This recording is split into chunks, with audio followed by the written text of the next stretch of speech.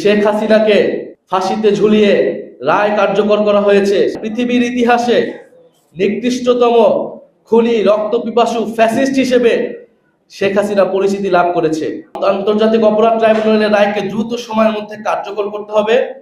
বিচারিক ইতিহাসে এটি একটি মাইল ফলক হয়ে থাকবে। আমরা মনে করি যে জুলাই আগস্টে যে ন্যায় বিচারের জন্য আমরা লড়াই করেছিলাম, আমার ভাই আবু সাইদকে যেদিন হত্যা করা হয়েছিল 16 জুলাই, সেদিন আমরা শপথ নিয়েছিলাম এই হত্যার বিচার আদায় করেই ছাড়বো আমরা।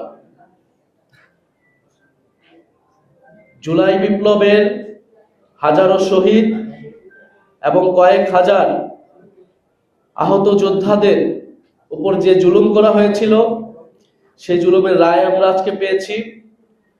বিগত 16 বছর ধরে শেখ হাসিনার নেতৃত্বে আওয়ামী লীগ বাংলাদেশের সাধারণ মানুষের উপরে যে জুলুম নির্যাতন করেছিল, গুম, খুন, মানবাধিকার হরণ, ভোটাধিকার হরণ সহ পিলখানা হত্যাকাণ্ড, শাপলা গণহত্যা এবং জুলাইয়ের গণহত্যা, এই সব কিছুর বিচারের রায় আজকে আমরা পেয়েছি।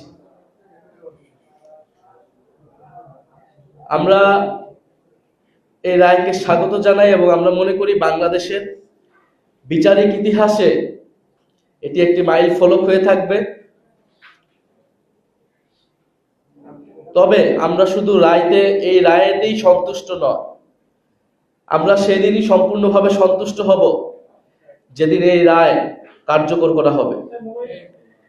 আমরা যেদিন আমাদের জীবদ্দশায় আমাদের চোখের সামনে, আমাদের এই কানে আমরা শুনতে পাবো যে শেখ হাসিনাকে ফাঁসিতে ঝুলিয়ে রায় কার্যকর করা হয়েছে, সেদিনে আমরা শান্তি পাব।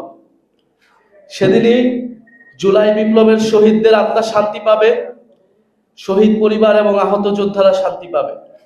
শেখ হাসিনা এখন খুন, গুম এবং গণহত্যার দায়ে দণ্ডিত অপরাধী। শুধু বাংলাদেশ নয়, পৃথিবীর ইতিহাসে নিকৃষ্টতম খুনি রক্তপিপাসু ফ্যাসিস্ট হিসেবে শেখ হাসিনা পরিচিতি লাভ করেছে। ফলে শেখ হাসিনার বিচারের মধ্য দিয়ে শুধু বাংলাদেশ নয়, পৃথিবীর ইতিহাসে যত স্বৈরাচার ফ্যাসিস্ট শাসকরা রয়েছে, তার বিচারের এক দৃষ্টান্ত হয়ে থাকবে। ফলে আমরা এটি দাবি জানাচ্ছি যে আমাদের শেখ হাসিনার এই রায়কে, আন্তর্জাতিক অপরাধ ট্রাইব্যুনালের রায়কে দ্রুত সময়ের মধ্যে কার্যকর করতে হবে। আগামী 1 মাসের মধ্যে শেখ হাসিনাকে বাংলাদেশে ফেরত আনে এই রায় কার্যকর করতে হবে। আমরা মনে করি জুলাই গণহত্যা সহ বিগত 16 বছরে ফ্যাসিস্ট আওয়ামী লীগ যে সকল অপরাধ সংঘটিত করেছিল, সেই বিচারের যে আন্দোলন, যে লড়াই, সেটাতে আমরা এক ধাপ এগোলাম। শুধু শেখ হাসিনা নয়, প্রাক্তন স্বরাষ্ট্রমন্ত্রী এবং ফ্যাসিস্ট আসাদুজ্জামান কামালেরও মৃত্যুদণ্ড দেওয়া হয়েছে, আমরা সেই রায় কার্যকর চাই।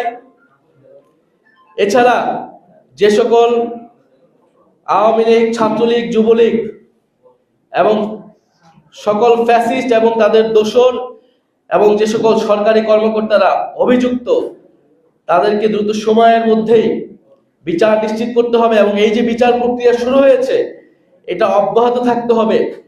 এখানে কোনো ধরনের বাধা বিপত্তি যাতে না আসে, সেজন্য সকলকে মিলে কাজ করতে হবে।